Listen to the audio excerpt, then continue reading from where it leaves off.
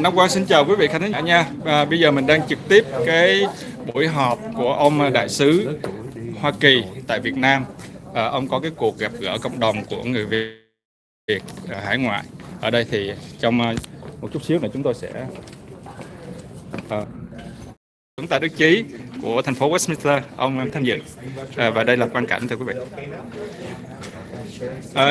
Nhờ anh assistant anh mở cái bao máy quay phim nó dùm. Đây là quang cảnh phòng họp và đây là ông đại sứ. Mr. Ambassador, right? No. Ok, không phải, cái nào không phải. Ok mày. Ok. Media có gì anh? Đi tốt trên kia phải không? Ok.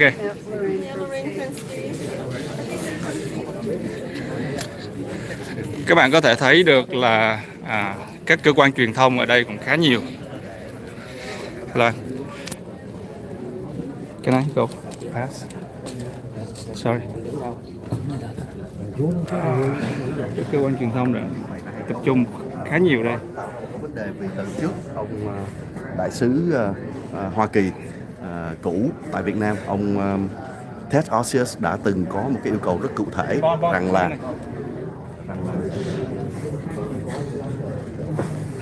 xin lỗi. Ok, xin lỗi quý vị. Chúng tôi hiện giờ là đang chuẩn bị gác cái chân máy với lại quay phim. Ở phía dưới là hội trường. Nhiều người đang nói chung là cộng đồng Việt Nam của mình có mặt ở đây cũng khá đông, có cả chư tăng và các tôn giáo này thưa quý vị. Quý vị có thể thấy được nó khác cái lần trước là lần này ở trong hội trường có treo cái lá cờ vàng ba sọc đỏ là biểu tượng của Việt Nam Cộng Hòa. Khác với là cái lần trước. Tại sao chúng tôi nói là khác với lần trước thưa quý vị? Quý vị thấy đây, sau lưng của Năm Quang là lá cờ Việt Nam Cộng Hòa, là biểu tượng của nước Việt Nam Dân Chủ Cộng Hòa, không là biểu tượng của nước Việt Nam Cộng Hòa hồi xưa. Thì tại sao mà Năm Quang nhắc đến cái chuyện này?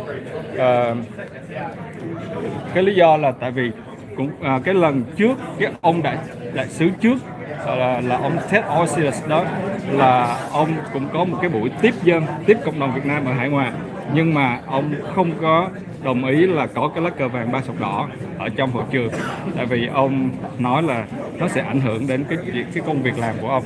Thì cái đó là cái quyền của ông thôi, nhưng mà thật ra chúng tôi thấy được cái đó là một cái hành động hèn nhát của ông thưa quý vị, một cái hành động hèn nhát của ông cựu đại sứ Mỹ tại Việt Nam, ông Ted Osius.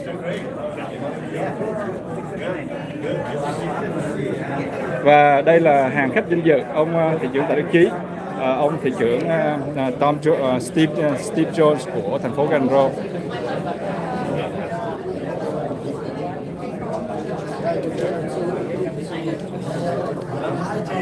Quý vị chờ em xíu nha, chúng tôi gắn cái chân máy lên để cho nó khỏi di động. Và đây là nhà báo của báo Người Việt hả chú? Viễn Đông anh. Viễn Đông, báo Viễn Đông. Chú.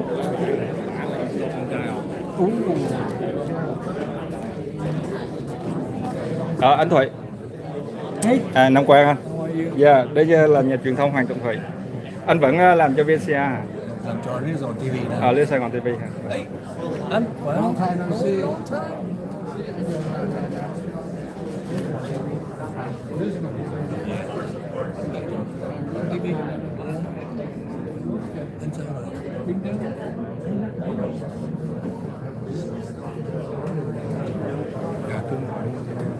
Anh Bùi Mạnh Cường. nó có gì đâu mà phải bỏ anh, người ta đổ thì anh cầm cho em cái, em lấy cái chân máy em gắn vô một cái. Vẫn ở trong nhóm Trần Thái Văn không? Mình đâu có đi làm bạc đâu. Chưa có làm bạc hả? Không. Chính sách từ xưa tới bây giờ là không có không có đổi người này qua người kia, không có làm cái chuyện đó.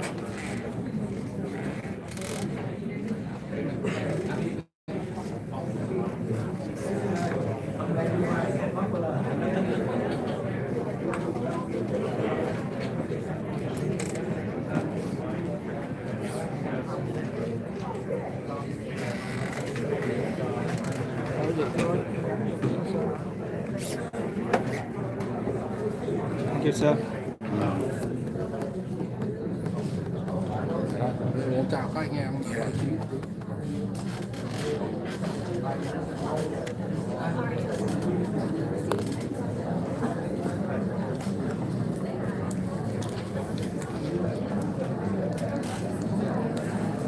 Sắp tới đây nếu như mà quý vị có những cái câu hỏi gì muốn dành cho ông đại sứ Hoa Kỳ tại Việt Nam thì quý vị cứ đặt câu hỏi nha. Chúng tôi sẽ cố gắng chuyển tiếp cái câu hỏi của quý vị đến ông đại sứ nếu như mà ông có thời gian để mà trả lời hết tất cả những cái câu hỏi của quý vị. Và trong thời gian này thì quý vị chờ đợi chút xíu nha.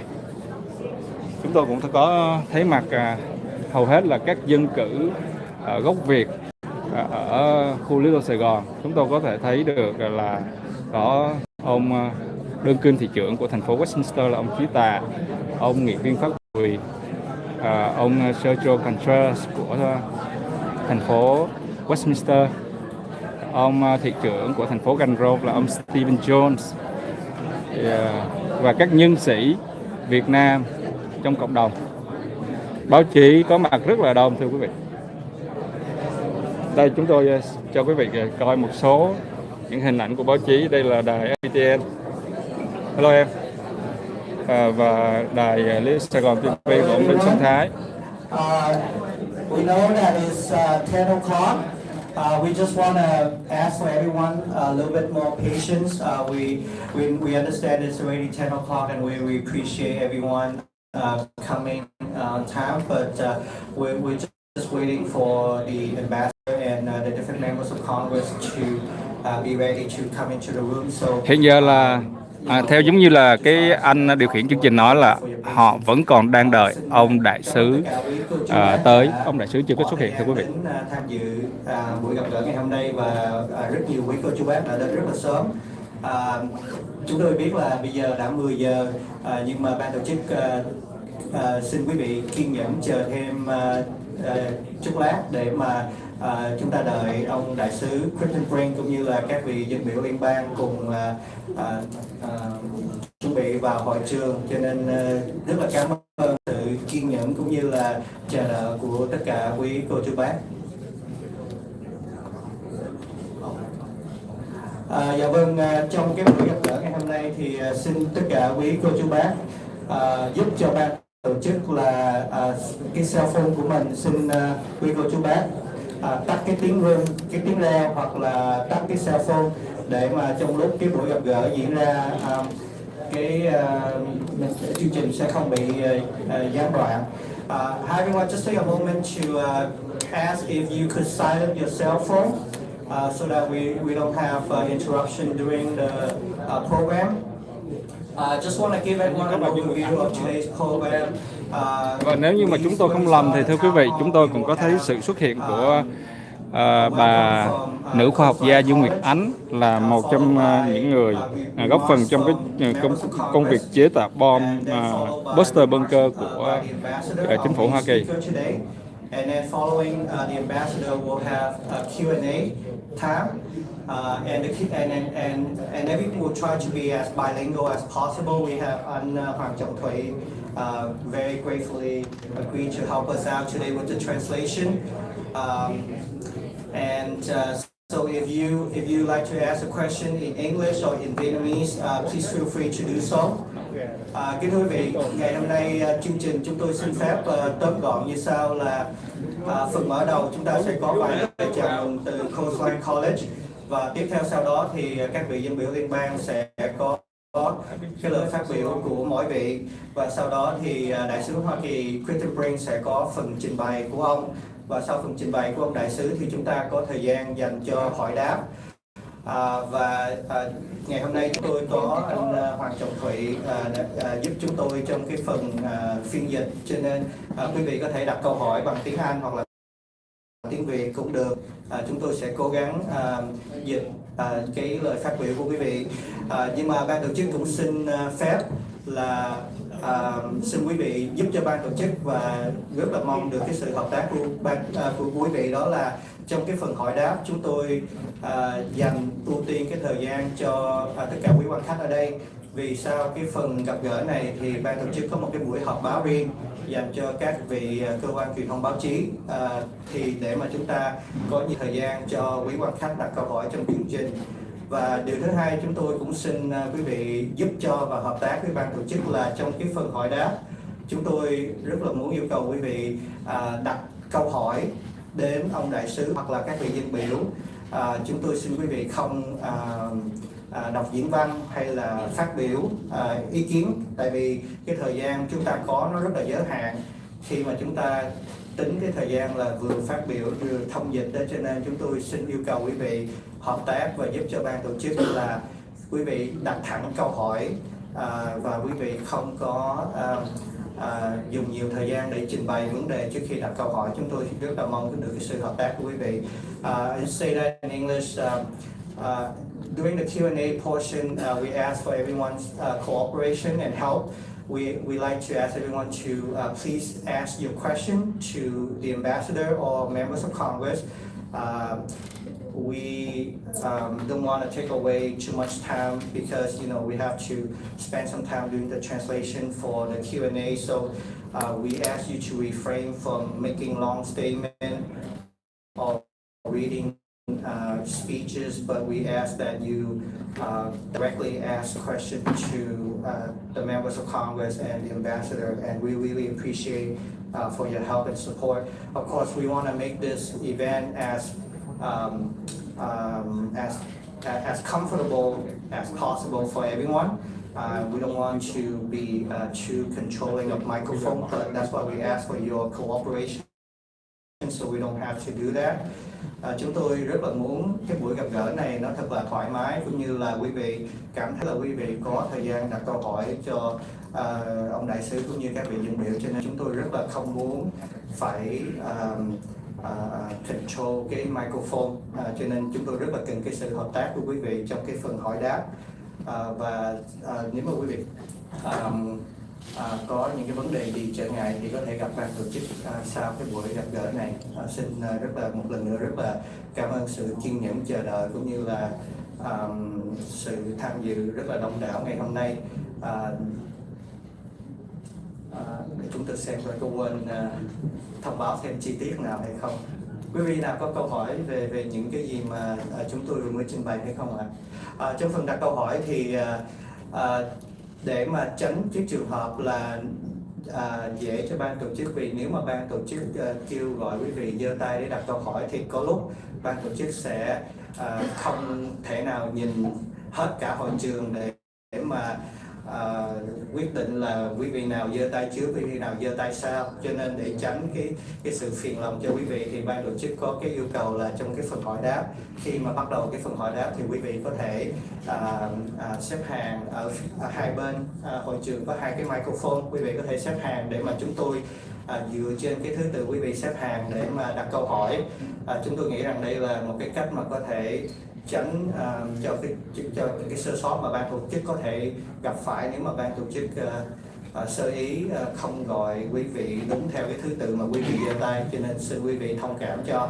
For the Q&A portion, we want to avoid situation where we might not be able to see everyone in the room. So if we ask everyone to raise your hand for question, we might miss the order of you raising your hand. So for the Q&A portion, we ask that when we start the Q&A, if you could line up behind the two microphones on two sides that we have set up, and we will call you to ask your question with the order of you standing in line. And we hope that would be the most fair way and help us avoid a situation where we might have missed when you raise your hand. And thank you for your understanding and appreciate your cooperation. So at this time, I would just step away for a moment to see if the ambassador and the members are ready, and I will bring them in. So thank you for your patience. We'll start in a few minutes. Thank you.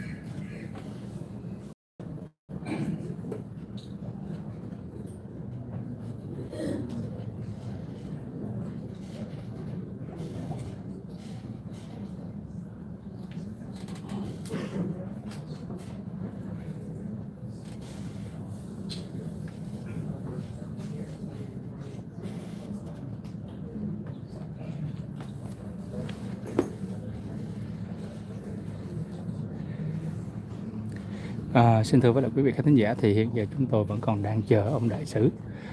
Ông đang trên đường tới, chắc có lẽ là bị kẹt xe gì đây. Hiện giờ ở Cali là tình hình kẹt xe nó dữ dội lắm.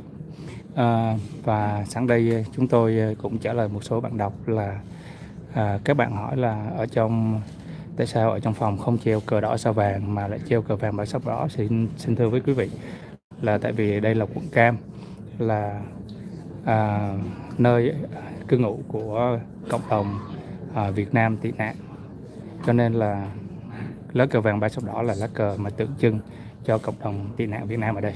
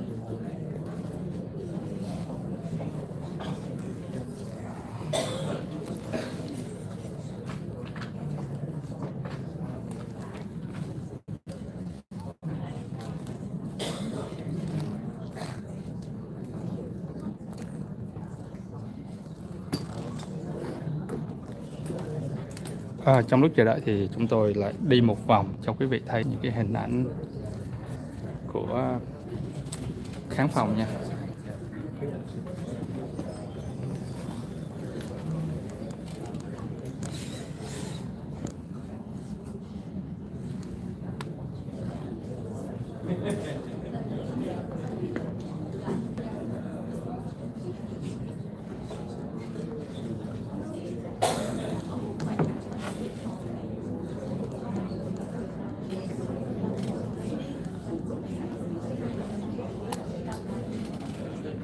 Đó. Cho nên là quý vị có thể thấy được mức độ hùng hậu của truyền thông báo chí hải ngoại.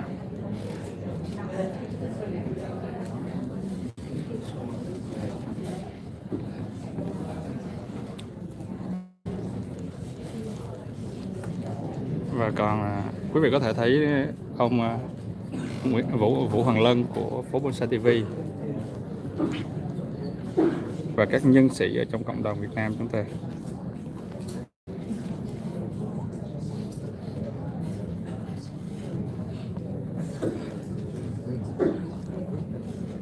Và có cả các chư tăng của tôn giáo xuất hiện ở đây này. Đủ thấy là cộng đồng Việt Nam mình quan tâm đến cái tình hình này rất là nhiều.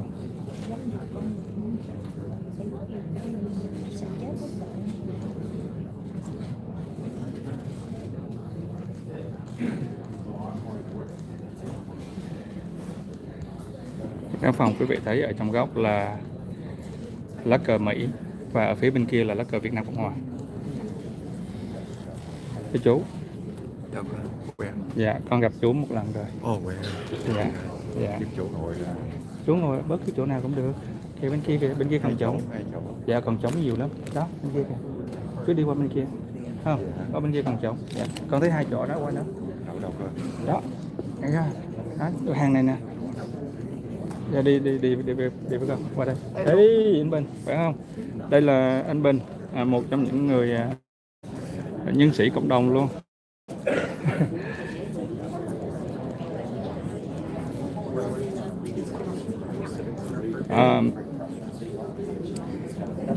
Nhân đây cũng nhắc lại cho quý vị biết là cái tầm quan trọng của cộng đồng Việt Nam hải ngoại được chính phủ Hoa Kỳ đánh giá rất là cao, cho nên cứ hàng năm là đại sứ Mỹ tại Việt Nam lại tổ chức gặp gỡ cộng đồng Việt Nam ở hải ngoại để mà giao lưu.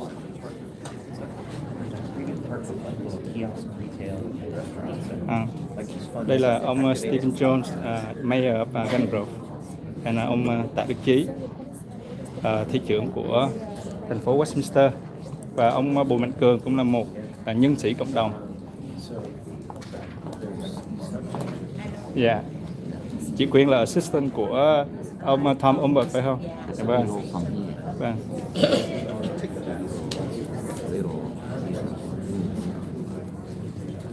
Đó.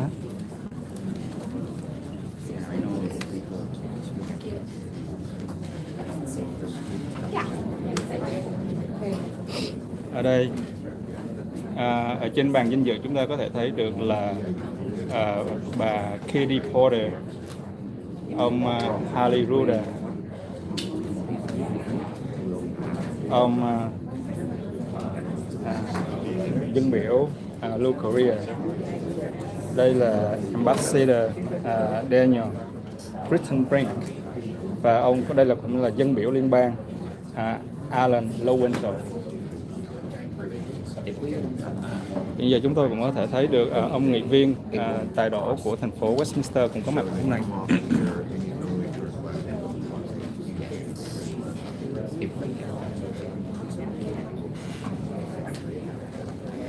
Vâng, thưa quý vị, đó là một vòng những khán thính giả ở trong khán phòng hôm nay.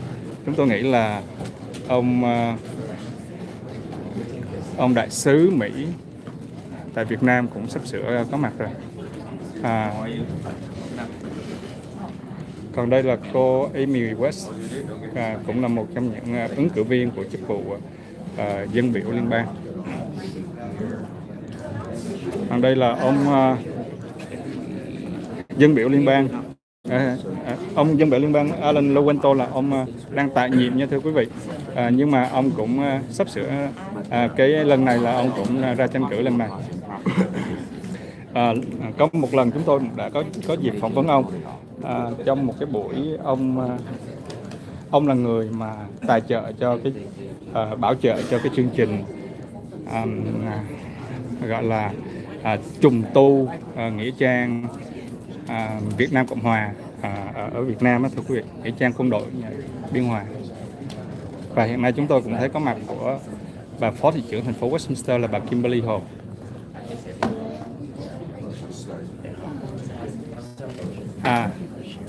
Và cũng có mặt cả dân biểu liên bang ông Lou Korea.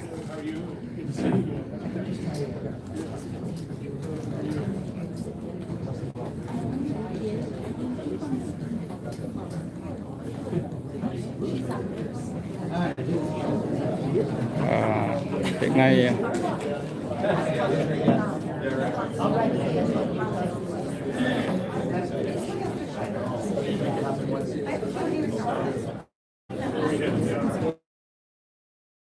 nếu như mà quý vị quen thuộc với lại những sinh hoạt của cộng đồng Việt Nam ở hải ngoại thì quý vị có thể thấy được là tất cả những dân biểu gốc Việt và dân biểu Mỹ da trắng đều có mặt ở trong cái khán phòng ngày hôm nay.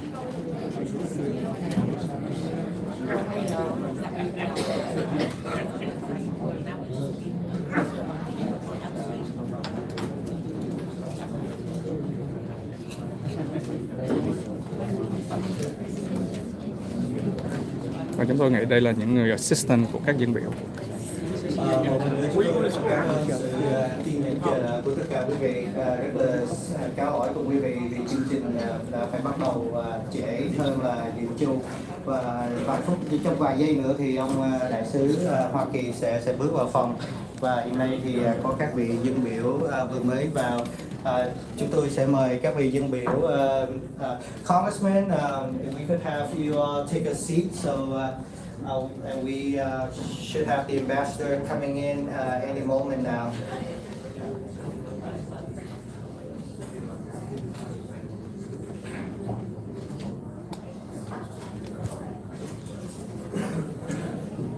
Once again, thank you everyone for your patience waiting and for being here. And just walking in is our U.S. Ambassador to Vietnam, Ambassador Daniel. Và ông đại sứ Mỹ tại Việt Nam, ông Daniel Brink đã vừa bước vô khán phòng thưa quý vị. Chúng tôi sẽ zoom ra gần để cho quý vị thấy.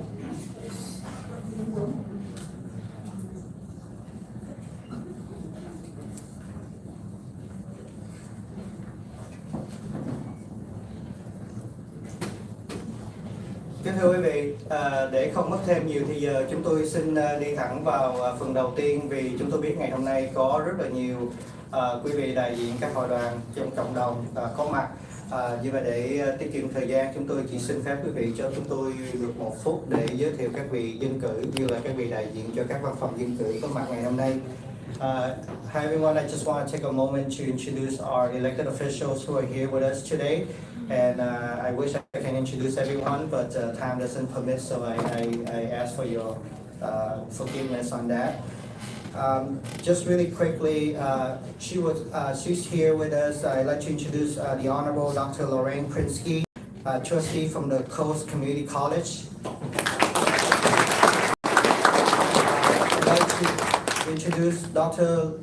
Loretta Adrian, president of Coastline College. I'd like to introduce Ms. Christine Nguyen, Vice President of Administrative Services, Coastline College.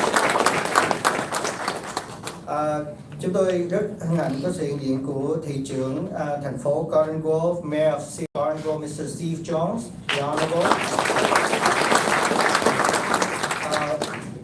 We have the Honorable Patrick Fatboy, Council Member from District 4, nghị viên Phát Bồi.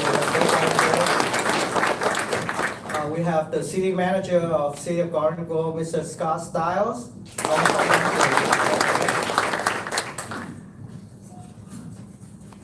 Nếu mà chúng tôi có sơ sót lát nữa chúng tôi sẽ bổ túc thêm, xin quý vị thông cảm.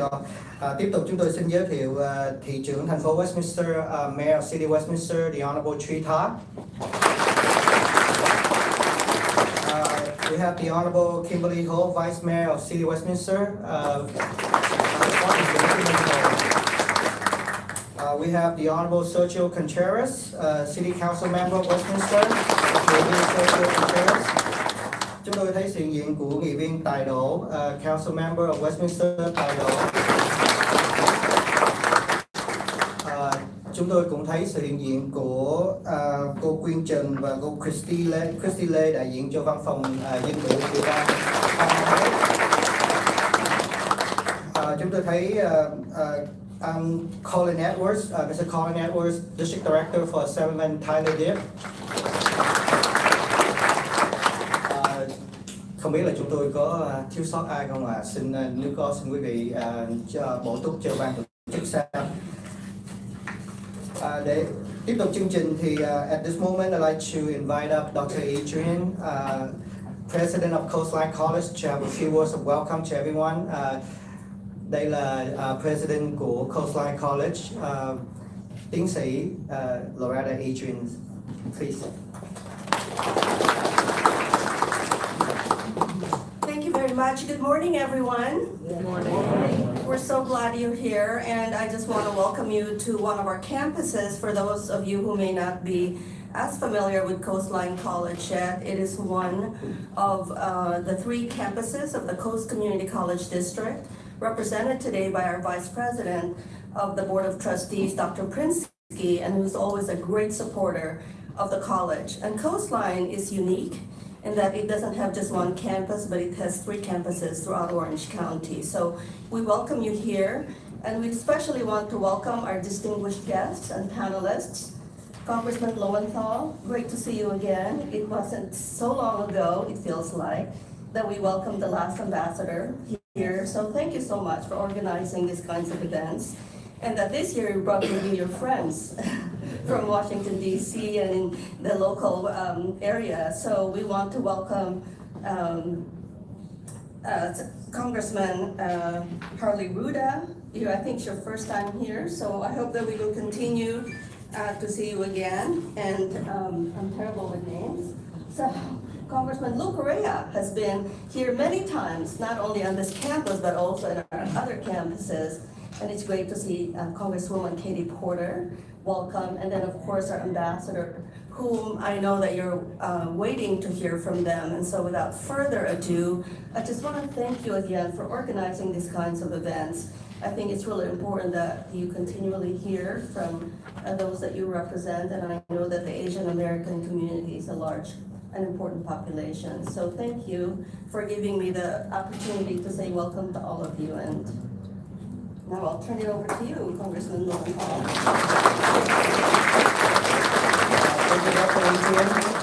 Sau đây chúng tôi xin giới thiệu dân biểu liên bang Alan Lowenthal. Dân biểu Lowenthal đại diện cho Điện hạt 47, Congressman Alan Lowenthal, representing the 47th Congressional District, which includes cities and areas of Little Saigon, Garden Grove, Westminster, Midway City, Stanton, Cypress, Buena Park, Anaheim, Los Alamitos, Rossmore, Lakewood, Signal Hill, Avalon, and Long Beach. I bet you didn't know many of them, huh? Congressman Alan Lowenthal, everyone.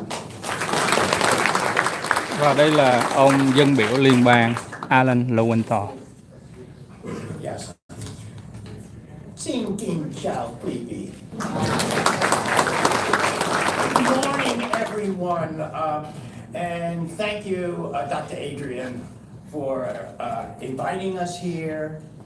Dr. Nguyen, also for your wonderful hospitality. We are very, very grateful. So I really do want to thank Coastline Community College for hosting today's event and always being supportive of our community. Xin gửi lời cảm ơn tất cả quý vị, đặc biệt là các tiến sĩ cũng như trường đại học Coastline College trong thời gian qua đã hỗ trợ liên tục cho chúng tôi ngày hôm nay. And I want to thank my colleagues for being here. I want to thank my partners in Orange County, Congressman Lou Correa, Congressman Harley Ruda, and Congresswoman Katie Porter for co-hosting this event. Thank you so much. Cảm ơn tất cả quý vị rất nhiều. I also want to thank everyone for being here, all the community leaders that are out there, all the stakeholders. Cũng giống như tất cả những cái người dân biểu khác thì cái chuyện đi lên để cảm ơn người này người kia là cái chuyện thường tình. Ông cũng đang bắt đầu cảm ơn những người đồng viện của ông, thưa quý vị. And so I really want to thank our main speaker who is going to be here, the Honorable Dan Crittenbrink, who is the United States Ambassador to Vietnam. Cảm ơn tất cả quý vị, đặc biệt là nơi đây là nơi để mà chúng tôi đặt những vấn đề cho quý vị tìm hiểu thêm. Cảm ơn quý vị, nhất là ông đại sứ Crittenbrink đã có mặt ở đây để cùng chúng ta thảo luận ngày hôm nay. Ambassador Crittenbrink, welcome to Little Saigon. Thank you.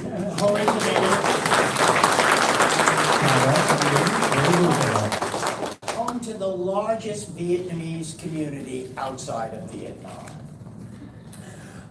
Ông nói là xin kính chào mọi người tới với lại buổi hôm nay là cộng đồng Việt Nam lớn nhất ở hải ngoại.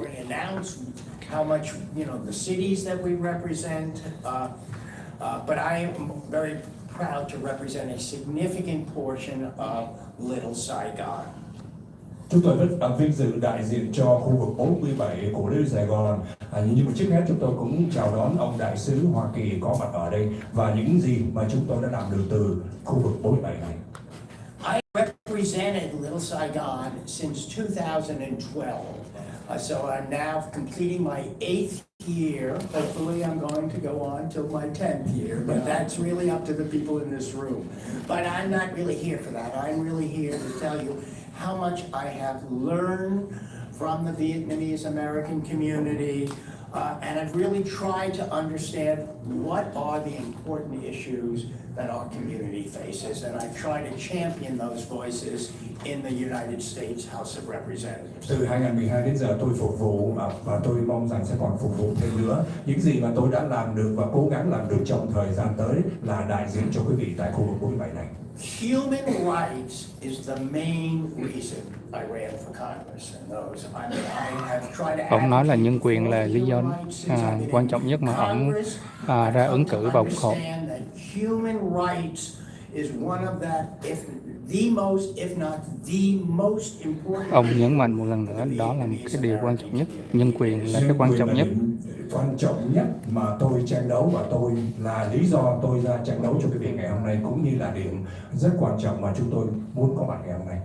As everyone in this room knows, this year marks the 45th anniversary of Black April and the fall of Saigon, which began the Vietnamese diaspora. Năm nay là năm thứ 45 ngày kỷ niệm tháng Tư đen khi mà những người Việt tị nạn sang Hoa Kỳ này. Today, the United States has normalized its relations with Vietnam. Our two nations have developed economic and some military cooperation, and we have made some progress in our bilateral relationship. Chúng ta đã có quan hệ bình thường hóa với Hoa Kỳ và Việt Nam và chúng tôi cố gắng làm thêm những điểm mới trong cái quan hệ này. However, let me be clear with that.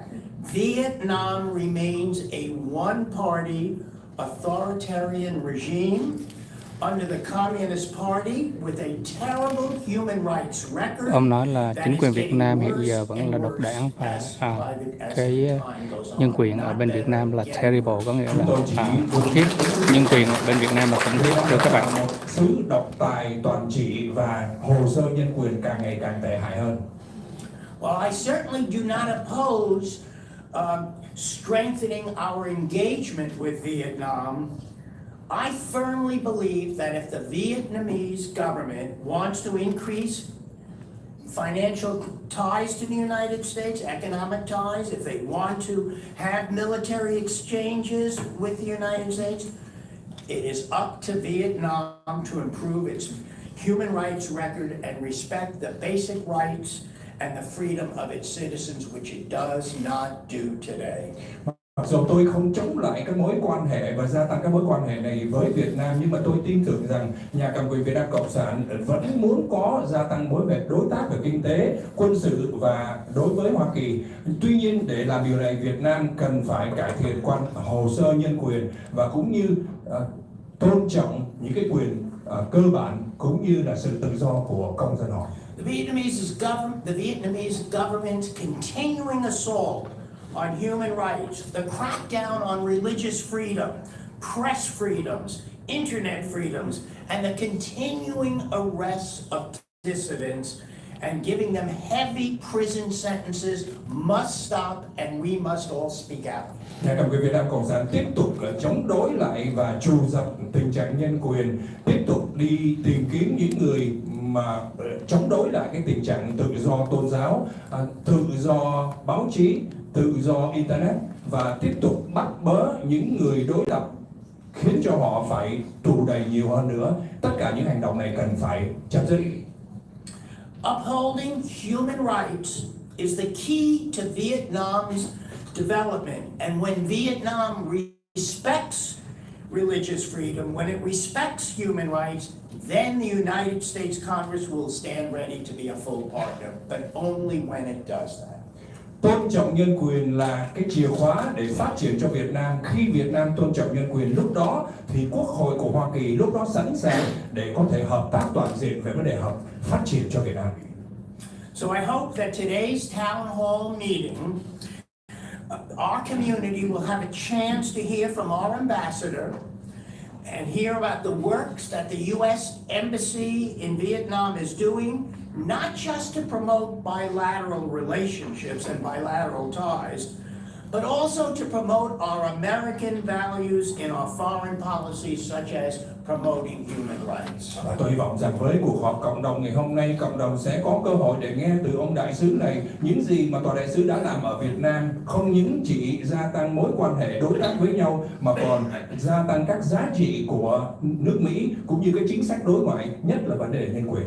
So today our ambassador will hear from our community on their thoughts, on their concerns, and their views about the U.S.-Vietnam relations. Ngày hôm nay ông đại sứ sẽ nghe cộng đồng về quan điểm của họ, mối quan tâm của họ cũng như những gì mà họ muốn biết về mối quan hệ giữa Hoa Kỳ và Việt Nam. I look forward to listening to our ambassador and listening to our community, and I will tell you, I will continue to work hard to represent you in Congress. Tôi sẽ lắng nghe ông đại sứ, lắng nghe quý vị và chúng tôi sẽ tiếp tục làm việc thật là mạnh để hỗ trợ quý vị trong đại diện cho quý vị trong tương lai. And so thank you once again, and I am so proud to recognize our ambassador, the United States ambassador.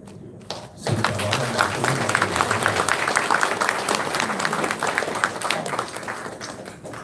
Thank you, Congressman Lowenthal. Next, chúng tôi xin giới thiệu ông dân biểu liên bang Lou Correa thuộc Điện hạt 46. I'd like to introduce Congressman Lou Correa, who represents the 46th Congressional District, which includes the cities of Anaheim and Santa Ana, as well as parts of Orange. Congressman Lou Correa.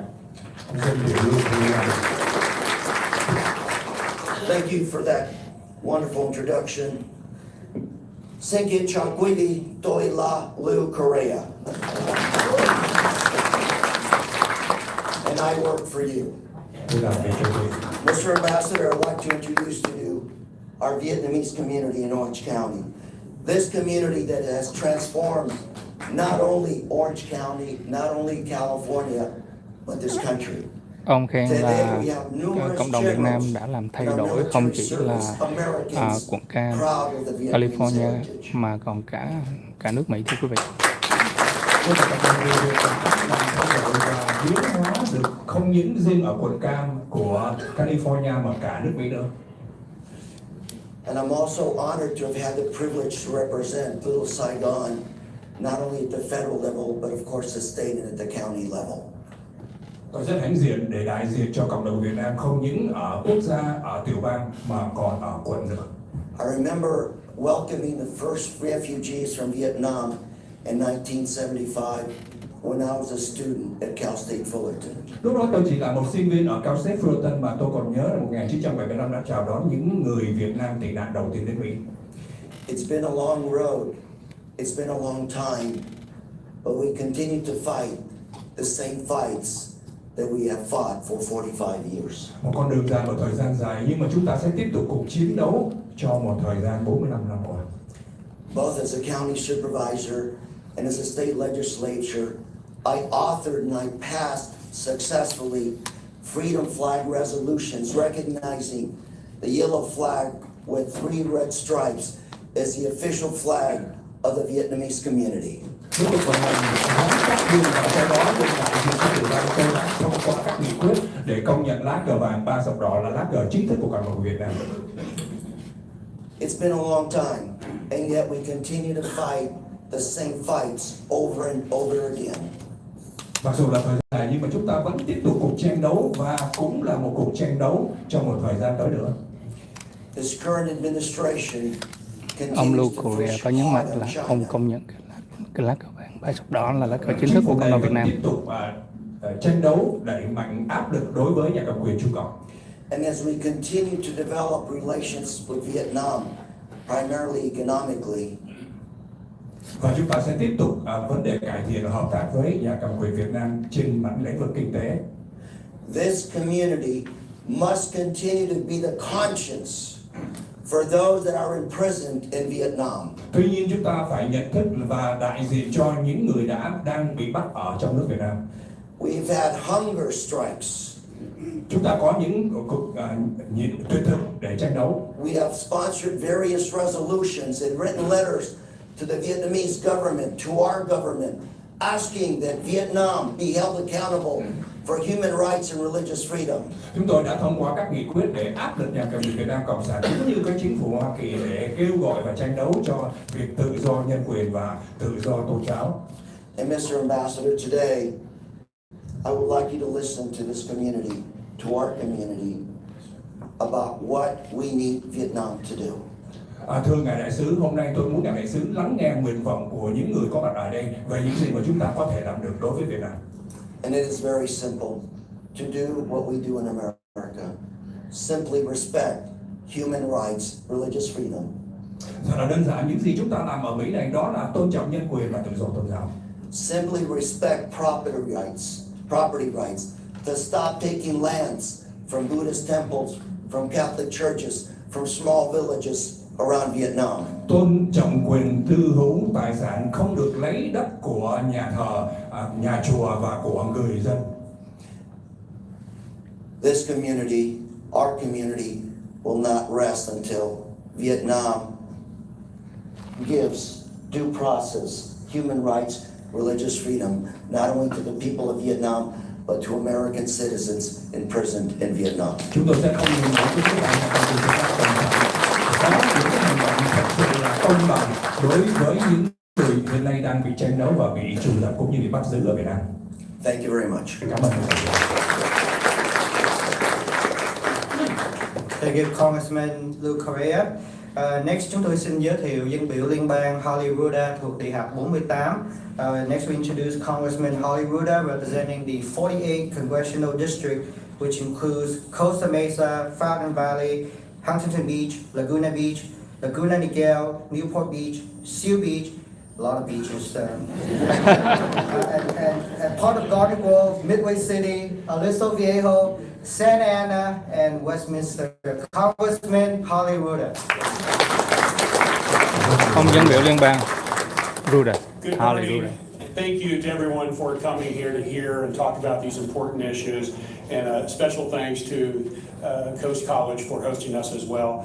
And a special thanks to the ambassador for coming to share with us the State Department's activities in helping address the concerns of the community. And I have to tell you, I'll pause there for a minute.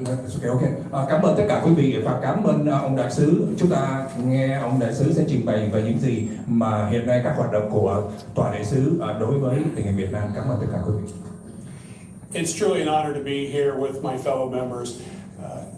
Congressman Lowenthal has led the caucus on Vietnamese issues for quite some time, has been a true leader. Representative Correa has long worked on behalf of community issues and has been a stalwart in those efforts. And Congresswoman Porter has just tirelessly worked on behalf of the Nguyen family and others in the community as well as we address these human rights violations. And I'm honored to be in service with the three of them. Chúng tôi vinh dự có mặt cùng với những người đồng nghiệp, các vị dân biểu ở đây, tiếp tục đẩy mạnh về vấn đề dân quyền, nhân quyền cho Việt Nam. Since I took my oath of office, engaging with Little Saigon and the Vietnamese and Vietnamese American communities in Orange County has been a top priority of me and my team. Kể từ khi tôi vào văn phòng thì cái chuyện quyền lợi của cộng đồng người Việt Nam là ưu tiên hàng đầu của công việc của chúng tôi. Obviously, one of the biggest issues consistently is the human rights violations that we see in Vietnam. Điều quan trọng vẫn là vấn đề vi phạm nhân quyền ở Việt Nam. My wife and I have had a long history of passion in addressing human rights violations. In fact, we were one of the founders of the Los Angeles office of Human Rights Watch, a group which has done important work on the issue for decades. Tôi và vợ tôi luôn quan tâm đến vấn đề nhân quyền và cùng với tham gia vào các tổ chức trong đó giám sát nhân quyền, theo dõi tình hình hiện nay. In fact, Human Rights Watch recently published their 2020 country profile of Vietnam, and its findings will surprise no one here. Và mới đây, tổ chức giám sát nhân quyền đã công bố danh sách năm 2020 tạo nên những điều mà chúng ta thấy cũng không có gì là ngạc nhiên đối với tình hình vi phạm nhân quyền Việt Nam. Quý vị có nghe rõ không ạ? Nếu mà nghe rõ cho số 1. Including freedom of expression, association, assembly, and the rights of freely practiced beliefs and religion. Một lần nữa, nhà cầm quyền Việt Nam Cộng sản tiếp tục vi phạm vào các quyền tự do lập hội, tự do ngôn luận và báo chí cũng như tôn giáo. It goes on and says it also prohibits the formation and operation of any organization or group deemed threatening to the Communist Party's monopoly of power. Ngăn cản bất cứ một nhóm hoặc hội đoàn nào có thể gây ảnh hưởng đến Xin cảm ơn quý vị. hoạt động độc tôn của nhà cầm quyền Việt Nam Cộng sản. So I'm proud to join my colleagues in pressing the Vietnamese government to abide by the international laws and norms concerning human rights, both in dealing with specific cases such as the Nguyen family, but also in condemning the broader restrictions on freedom driven by the Communist Party of Vietnam. Và đó là lý do mà tôi cùng với các đồng nghiệp tiếp tục đẩy mạnh và tranh đấu cho nhân quyền, bao gồm gia đình của ông Nguyễn và cũng như những người khác hiện nay đang bị trù dập ở Việt Nam. Unfortunately, here at home, the United States government needs to stay true to our own ideals. We should protect those who arrive at our shores fleeing war and persecution, just as we did decades ago when so many Vietnamese were welcomed to the United States as refugees following the war. Chúng ta phải bảo vệ những người đang bị trù dập ở trong nước hiện nay, tương tự như những gì mà chúng ta đã làm để bảo vệ những người tị nạn sang Mỹ. Unfortunately, the Trump administration does not share those ideals. This administration has been pushing to broaden the repatriation agreement between the United States and Vietnam. Tuy nhiên, chính phủ của Tổng thống Trump lại không chia sẻ các quan điểm này. Họ vẫn tiếp tục tìm cách để mà trục xuất những người trở về Việt Nam. Under the current terms of that repatriation agreement between the United States and Vietnam negotiated by President Bush in 2008, individuals who arrived prior to the normalization of U.S.-Vietnam relations in 1995 are safe from deportation. Chính sách này thay đổi kể từ khi Tổng thống Bush đã thông qua một cái chính sách năm 2008 với những ai mà trước khi đến Hoa Kỳ này và sau khi đến Hoa Kỳ, sau khi chính phủ Hoa Kỳ và Việt Nam đã bình thường hóa quan hệ ngoại giao phải trở về Việt Nam. I was proud to offer an amendment to last year's State and Foreign Operations Appropriations Bill, which highlighted these efforts and discouraged the Trump administration from pursuing such an agreement, and we plan to do so again this year. Và chúng tôi rất hãnh diện để tìm ra một dự thảo nghị quyết để ngăn chặn hành động này diễn ra, có thể trục xuất những người này về Việt Nam. Let's be clear, the United States government should not be in the business of separating families who have lived peacefully in the United States for decades.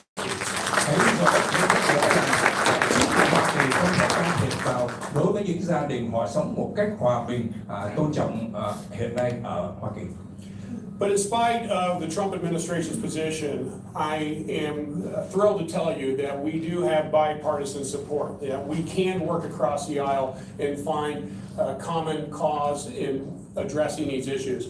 I am proud to have worked with Republican Representative Ted Budd from North Carolina on 2 separate bipartisan resolutions condemning the ongoing human rights violations of the Communist Party of Vietnam, and also recognizing the Montagnard and other indigenous populations for their contributions to the U.S. Armed Forces during the Vietnam War. Tôi cũng vinh dự để nói rằng là nỗ lực của chúng tôi còn có nhận được sự hỗ trợ từ phía Đảng Cộng Hòa đại diện ở North Carolina, từ phía Bắc, từ bang North Carolina để tiếp tục những cái chính sách để mà áp lực đối với phía Việt Nam. And also working with Representative Bud on encouraging the preservation of Vietnamese and Vietnamese American history and culture. We have all been honored to interact and understand and be a part of this culture represented here in Little Saigon that represents free Vietnam around the world. And we're going to continue to make sure that we have the opportunity to recognize that history and culture in a more meaningful way. Và tiếp tục làm việc để tạo cơ hội đưa nền văn hóa của người Việt trong cộng đồng tị nạn ở Mỹ này tiếp tục thực tiến. And I'll close once again, Ambassador. Thank you so much for coming here today to meet with the community. Congressman Lowenthal, thank you for your leadership and allowing this to come together. And again, the college for hosting us here. We really appreciate your leadership as well. Thank you very much. Cảm ơn tất cả. Thank you, Congressman Haliruda. Sau đây chúng tôi xin giới thiệu dân biểu liên bang Katie Porter thuộc địa hạt 45 và đặc biệt là dân biểu Katie Porter là vị dân biểu đại diện cho anh Michael Nguyễn hiện nay đang bị giam cầm trong nhà tù Cộng sản Việt Nam. Let's introduce Congresswoman Katie Porter from the 45th Congressional District, which includes the city of Irvine, Thurston, North Thurston, Villa Park, Orange, Laguna Hills, Lake Forest, and Rancho Santa Margarita, as well as parts of Anaheim, Laguna Woods, Mission Viejo, and Laguna Niguel. Congresswoman Katie Porter.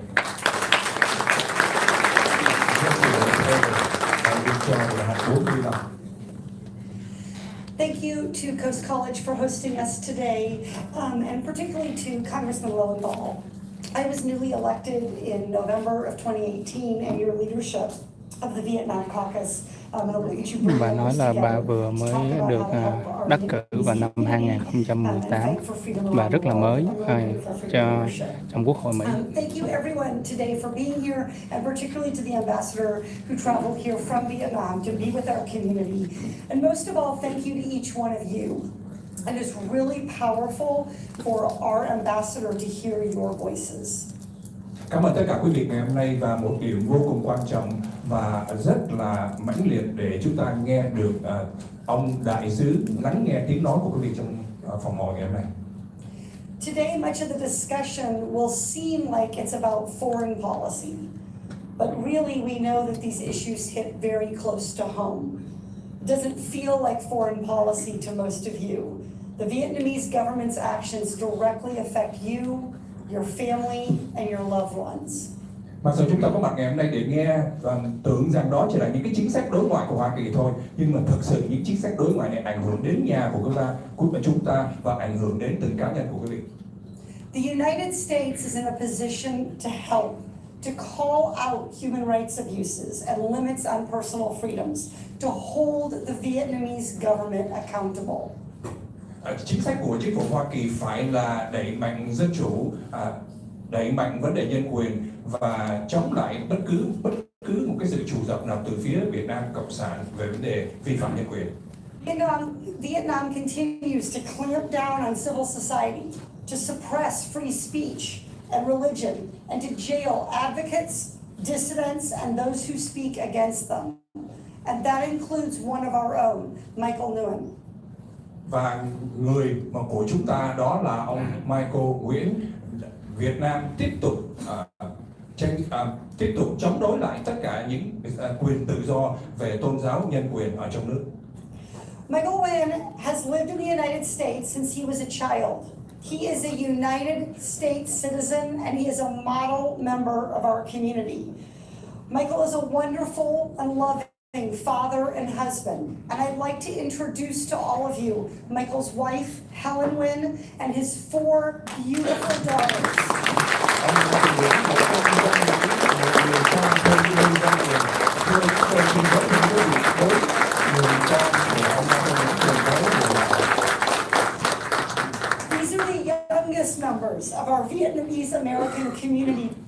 here with us today, and they are out of school and away from their classroom to fight for their father's freedom. And I am so grateful to each of you children and to Helen for raising your voice to fight for human rights and to fight to bring Michael home. Tôi vô cùng hãnh diện để nhìn thấy các em ở đây hôm nay nghỉ học để đến để cùng tranh đấu cùng với cộng đồng để mang lại người bố trở về. Michael traveled to Vietnam as he has many years in the past, a year and a half ago, and was detained. He has now been sentenced to 12 years in prison. Ông Michael cách đây 1 năm rưỡi đã về Việt Nam và ông đã bị án tù 12 năm. He has been away from his family, who have not seen or spoken to him in over a year and a half. And beginning back in January of 2019, a year and a half ago almost, I brought Helen as my guest to the State of the Union to highlight Michael's situation and to continue the fight to bring him home. Tôi đã đưa bà phu nhân đến cuộc bài thông điệp liên bang ở năm 2019 và từ tháng Giêng năm 2019 đến giờ gia đình Có vẻ như là ông đại sứ Mỹ tại Việt Nam sẽ chịu nhiều pressure do những cái vấn đề đang tồn động giữa chính phủ Việt Nam và chính phủ Hoa Kỳ. Bipartisan support from the administration and from leaders in Congress on both sides of the aisle. Bà Katie đang đề cập đến chuyện ông Michael Nguyễn là đã bị chính phủ Việt Nam bắt và tuyên án tù 12 năm tù. Ambassador Crittenbrick has been a true partner in trying to bring Michael home. Bà đang tiến hành những cái chiến dịch vận động để mà đem ông Michael về nhà với lại gia đình.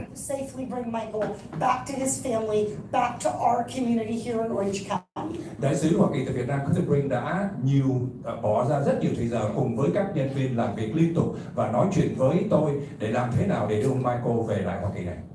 I want to close by taking a moment to highlight the importance of the ambassador being here personally today to engage directly with all of you about the United States relationship with Vietnam.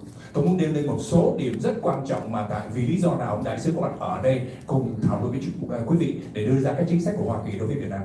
As your representative, I work to take your voices to Washington and to raise the issues of concern. But there is no substitute for the ambassador being able to hear directly from you, from the community that is most affected by our foreign policy choices. So please ask your questions, make your suggestions, and voice your concerns. Tôi đại diện cho quý vị để tranh đấu ở Quốc hội, nhưng mà điều quan trọng hơn là ông đại sứ làm việc trực tiếp với nhà cầm quyền Việt Nam Cộng sản. Đó là lý do quan trọng để ông nghe được nguyện vọng của quý vị ngày hôm nay.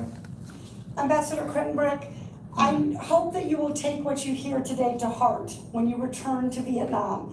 I've appreciated being your partner in the fight to bring Michael home, and I hope that you will lift up the voices of our Vietnamese American community as you serve our country in trying to improve our relationships with Vietnam. Bà Katie nhắn nhủ ông đại sứ là ông nên cố gắng truyền tải những cái thông điệp mà ông nhận được hôm nay tới nhà cầm quyền Việt Nam. Tiếp tục tranh đấu những gì chúng ta đang mong muốn hiện nay. Thank you, Congresswoman Katie Porter, and now the moment you all been waiting for. But just before that, I just want to say that we do have some empty seats, so if you see an empty seat and you'd like to take a seat, please feel free to do so. Now I'd like to introduce to you Ambassador Daniel Crittenbrick. Ambassador Daniel Crittenbrick is a career member of the Senior Foreign Service, class of Minister Counselor, who has served as an American diplomat since 1994. He was confirmed by the U.S. Senate as U.S. Ambassador to Vietnam in October 2017 and began his service as the 7th U.S. Ambassador to Vietnam in November 2017. Ambassador Crittenbrick has completed multiple assignments relating to Asia. Most recently, he was the Senior Advisor for North Korea Policy at the Department of State. Prior to that, he was the Senior Director for Asian Affairs at the National Security Council from 2015 to 2017, where he worked extensively on Vietnam and oversaw the negotiation of 2 joint statements regarding our comprehensive partnership with Vietnam. Từ năm 1994, đại sứ CΔVN đã là một thành viên trong phái đoàn ngoại giao và ông đã đại diện cho chính phủ Hoa Kỳ tại nhiều quốc gia. Ông đã được Thượng viện thông qua vào tháng 10 năm 2017 và bắt đầu công việc là đại sứ thứ 7 tại Việt Nam ngày tháng 11 năm 2017. Ông trước đó đã từng làm cố vấn trong phái bộ về chính sách đối ngoại với Bắc Hàn và trước đó nữa ông cũng nằm trong tổ chức và cơ quan cố vấn an ninh quốc gia từ 2015 tới 2017. Hiện nay ông tiếp tục làm việc rất là mạnh mẽ về vấn đề tình hình Việt Nam cũng như đưa ra các đối tác của quan hệ ngoại giao giữa hai nước. Ladies and gentlemen, Ambassador Daniel Crittenbrink.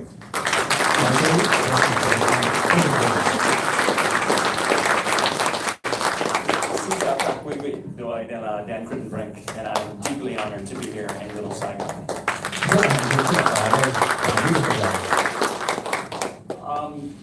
You know, I think that I have the best job in the world because I get to represent the United States of America in Vietnam, and I take that responsibility very seriously. Tôi tin tưởng tôi có một công việc tốt nhất, đó là đại diện cho Hoa Kỳ tại Việt Nam. Đó là lý do tôi nhận công việc này vô cùng nghiêm trọng. But today, this morning, the overwhelming feeling I have is it's incredibly good to be home. Thật là niềm vui tôi có mặt tại nhà ngày hôm nay. This is my first trip here in Orange County, in Little Saigon. We tried to do this a year ago, and we had to postpone the event, unfortunately, because of the U.S. government shutdown a year ago. Vì lý do tình trạng đóng cửa chính phủ năm ngoái, tôi đã không có mặt ở đây được. But I'm really honored to be here today. Tôi rất vinh dự có mặt ở đây ngày hôm nay. I want to also thank all of the members of Congress here today, Representatives Lowenthal, Correa, Ruda, and Porter. I want to thank you for the great service that you rendered to our nation. I want to thank you for your partnership as we work to advance American national interests vis-a-vis Vietnam, and I particularly thank you for organizing this town hall today. Cảm ơn tất cả quý vị đã tổ chức ngày hôm nay, đặc biệt là các vị dân biểu tiếp tục hỗ trợ trong cái chính sách đối ngoại của Hoa Kỳ tại Việt Nam. I want to thank Loretta Adrian, the president here at Coastline College, and everyone here at the college for hosting today's event. Cảm ơn Coastline College cũng như các vị đại diện của trường. I thank all of you for being here today. Cảm ơn tất cả quý vị ngày hôm nay.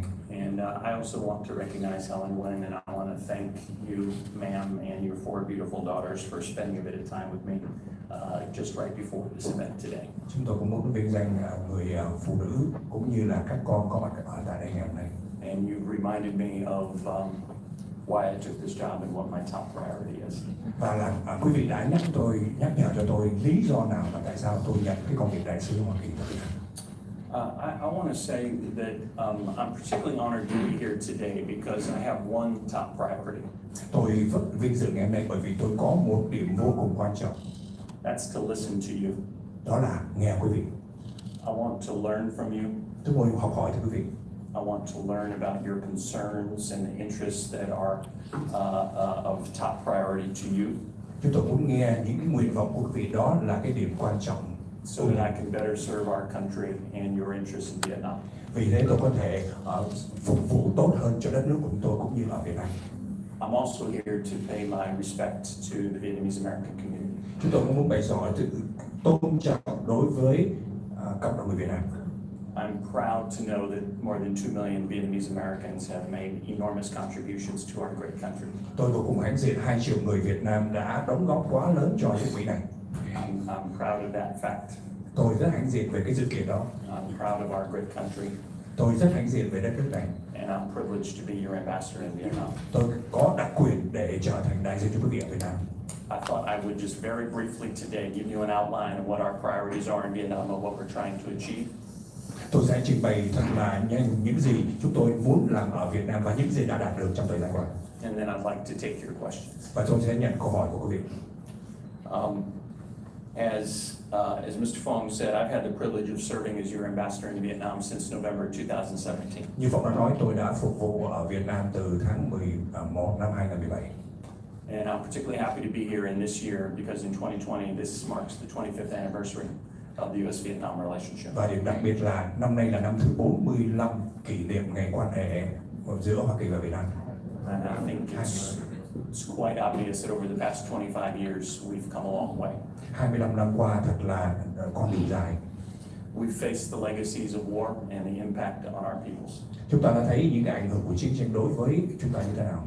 And today in areas as diverse as trade, development, education, healthcare, energy, and security, the United States and Vietnam are working together with a shared commitment to peace and prosperity. Và hai bên Hoa Kỳ và Việt Nam cam kết về vấn đề thịnh vượng cũng như hòa bình.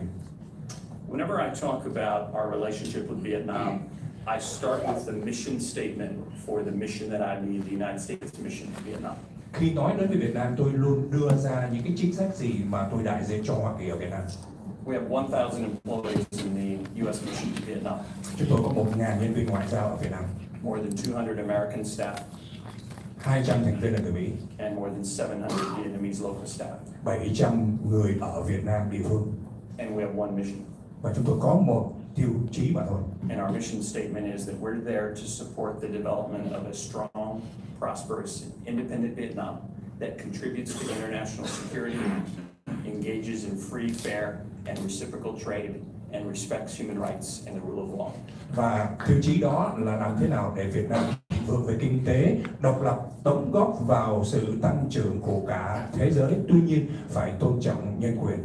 So we want to help Vietnam and the Vietnamese people succeed. Và chúng tôi cố gắng để hỗ trợ cho người Việt Nam. And then we want to partner with Vietnam to advance our shared interests in security, prosperity, and our values, particularly human rights and religious freedom. Giá trị của chúng ta là tự do và nhân quyền. Đó là những gì chúng ta muốn hợp tác với phía Việt Nam bên cạnh vấn đề tăng trưởng về kinh tế cũng như là độc lập và an ninh. We've made tremendous progress. Chúng tôi đã đạt được rất nhiều các tiến triển. And many challenges remain. Vẫn còn nhiều thử thách. For example, on trade, 25 years ago, our two countries had almost zero trade. Today, according to the latest figures that have just come out, our two countries conduct almost $78 billion in bilateral trade. Từ 25 năm trước không có một cái sự trao đổi mậu dịch này, thế nhưng bây giờ đã lên tới 78 tỷ Mỹ Kim. Despite that success, and despite the fact that American exports to Vietnam last year grew by 13%, we still face many challenges on the trade front as well. Mặc dù đạt được từ thành công và năm ngoái không thôi đã tăng trưởng được 13%, thế nhưng vẫn còn rất nhiều các thử thách. We continue to run a substantial and growing trade deficit with Vietnam. Vẫn tiếp tục bị thâm hụt mậu dịch đối với Việt Nam. And our companies do face a number of market access barriers. Việc mà đi vào được cái thị trường của Việt Nam vẫn còn rất nhiều khó khăn đối với các công ty ở Mỹ này. We're committed to achieving free, fair, and reciprocal trade with Vietnam. Và chúng tôi phải cam kết làm thế nào để chúng ta có được một cái sự trao đổi mậu dịch công bằng với Việt Nam. We're committed to seizing the many opportunities that exist in Vietnam. Và chúng ta cam kết để tìm thấy bất cứ một cái cơ hội nào để vào được Việt Nam. Just as we're committed to overcoming the many challenges and barriers that exist as well. Và có cả thành lập ra các ủy ban để tìm cách vượt qua được những cái khó khăn hiện nay. Vietnam remains one of our most important and fastest growing export markets worldwide. Thị trường Việt Nam vẫn là một trong những thị trường phát triển mạnh nhất đối với Hoa Kỳ. More American companies are trading with and investing in Vietnam. Rất nhiều các công ty Mỹ hiện nay đang trao đổi mậu dịch với Việt Nam. And will continue to be their powerful advocates going forward. Và sẽ tiếp tục trở thành một trong những quốc gia mạnh trao đổi đối tác với Việt Nam. We continue to spend a tremendous amount of energy and effort on issues related to humanitarian and war legacy issues. Về vấn đề nhân đạo và chúng ta sẽ tiếp tục gia tăng những vấn đề này. We continue our close cooperation to account for missing American servicemen from the war. Với những người binh sĩ mất tích, chúng ta vẫn tiếp tục làm việc công việc này. There's still 1,246 American service members missing from the war in Vietnam. Vẫn còn 1.246 binh sĩ Hoa Kỳ mất tích tại Việt Nam. Over the last 3 decades, we've accounted for more than 700 of them. Và chỉ trong 30 năm qua, we mới lấy được 700 người trở về, hài cốt trở về mà thôi. And that important work continues. Và các công việc rất quan trọng này vẫn tiếp tục. And will continue until it's done. Và sẽ tiếp tục cho đến khi nào ngừng. We've also been very active in helping to remediate dioxin or Agent Orange contamination at various sites in Vietnam. Về vấn đề chất độc màu da cam, chúng ta vẫn tiếp tục làm công việc này. In November 2018, I had the honor to participate in a ceremony to celebrate the completion of our work at the Da Nang International Airport. Và chúng ta rất là vui vì năm 2018 đã hoàn tất phi trường quốc tế tại Việt Nam. And in that project, the United States of America invested more than $110 million to clean up the dioxin contamination there, to remove a health threat, and to dramatically increase the size of the Da Nang airport. Chính phủ Hoa Kỳ cung cấp trên 120 triệu Mỹ Kim trong nỗ lực để dọn dẹp sạch những cái chất độc màu da cam tại đây. In April of last year, I had the honor of accompanying Senator Patrick Leahy and 8 other senators to the Bien Hoa Air Base outside of Ho Chi Minh City, in which we formally launched the cleanup work that we will conduct at Bien Hoa Air Base as well to clean up the Agent Orange dioxin contamination there as well. Vào tháng 4 năm ngoái, chúng tôi cùng với Thượng nghị sĩ Patrick Leahy tiếp tục làm cái công việc mà dọn dẹp các chất độc màu da cam ở tại phi trường Biên Hòa và các khu vực xung quanh. We've also been very active in helping to clean up unexploded ordnance, unexploded mines and bombs left over from the war. Ngoài ra còn có những bãi mìn còn kẹt ở Việt Nam vẫn tiếp tục để dọn dẹp sạch những bãi mìn này. We are active in many provinces, but particularly in Guangxi province. Nhất là nhiều tỉnh vẫn còn hiện nay ở tại Việt Nam. Just a few months ago, I traveled to Guangxi on my most recent trip there, and I was really struck by one statistic that the local leadership gave to me. Một trong những mà chúng tôi rất quan tâm đó là tỉnh Quảng Trị, và tôi đã từng ghé qua tại đây và gặp được các giới chức ở tại đây. Just a decade ago, there were more than 70 people every year who were being injured and killed by unexploded ordnance. Women, children, farmers. Mỗi một năm trong vòng 10 năm qua, cứ 1 trong 70 người đã phải mìn bẫy và đã thiệt mạng trong những cái bãi mìn này. In the last 2 years, there have been 0 incidents. Trong vòng 2 năm qua không còn ai bị thiệt mạng nữa. We're very proud of that work, and we can see the positive impact it's had on the daily lives of our friends in Vietnam. Chúng tôi rất hãnh diện những gì đã đạt được trong đời sống hàng ngày của người dân ở tại đây. On security ties as well, we continue to strengthen our relationships so as to meet common challenges. Về vấn đề an ninh, chúng ta vẫn còn phải tiếp tục làm việc để đương đầu với nhiều thử thách sắp tới. Much of our work is related to building the capacity of the Vietnamese military, particularly the Vietnamese Coast Guard. Đặc biệt là cái vùng duyên hải của Việt Nam phải xây dựng cái hệ thống tuần duyên tại đây.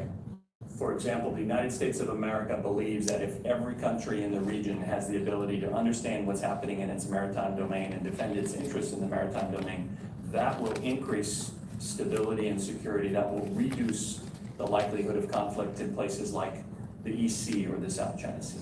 Hoa Kỳ tin tưởng rằng nếu mỗi quốc gia trong vùng có chia sẻ cái vùng duyên hải với nhau, hiểu được điều này thì sẽ gia tăng cái vấn đề an ninh, tránh xảy ra bất cứ một cái cuộc chiến tranh nào tại đây. And diplomatically, we continue to work closely with Vietnam on important issues such as the East. And I look forward to learning những mối quan tâm của quý vị. And then I'm confident, together working with you and your members of Congress, we can continue to advance our interests with Vietnam. Và tôi tin tưởng rằng là quý vị cũng như các thành viên. Xin lỗi quý vị, vừa rồi là chúng tôi bị mất tín hiệu. Thank you very much. Xin chào quý vị.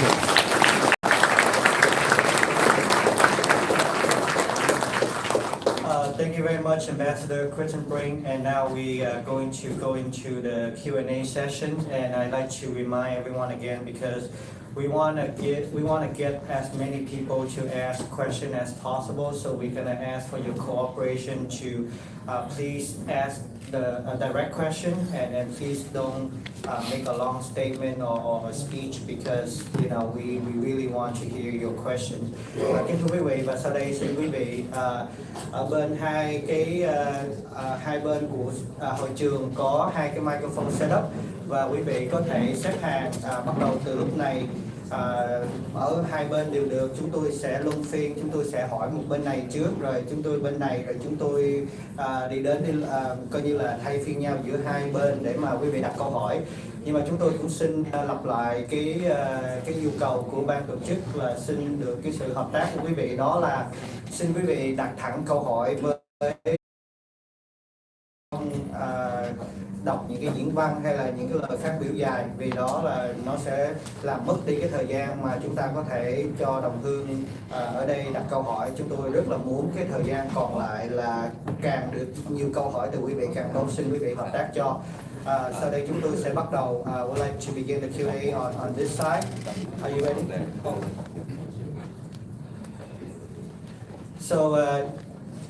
So we'll take a question first on this side, then we'll go to this side, and we'll go back and forth. Your question, sir. My name is Tiên Chu. I am a novelist and also a TV host. Mr. Ambassador, I am concerned about the downturn village incident that happened a few months ago. I believe that you already witnessed that, and that's a grave violation of human rights, where the local government used force, military force, and 200 police officers to surround the village and kill the most respected elder of the village in a brutal way. They shot him 3 times. Ông ký giả này đang Please state your question. Yeah, would you please apply ông đang hỏi về cái vụ án của Lê Đình Kình ở Đồng Tâm. We can cover the issue. Thank you.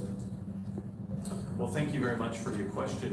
We have followed very closely the incident in Đông Tâm.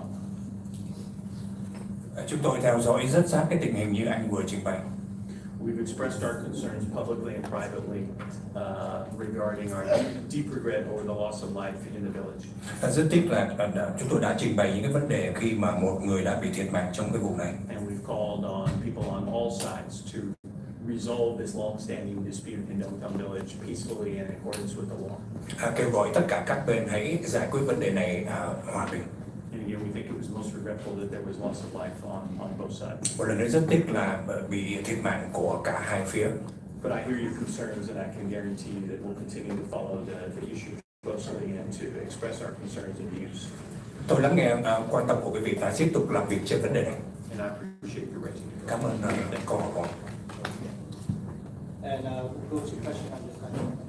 Hi, my name is Yung Tran. I'm the Northern America representative of Vietnam.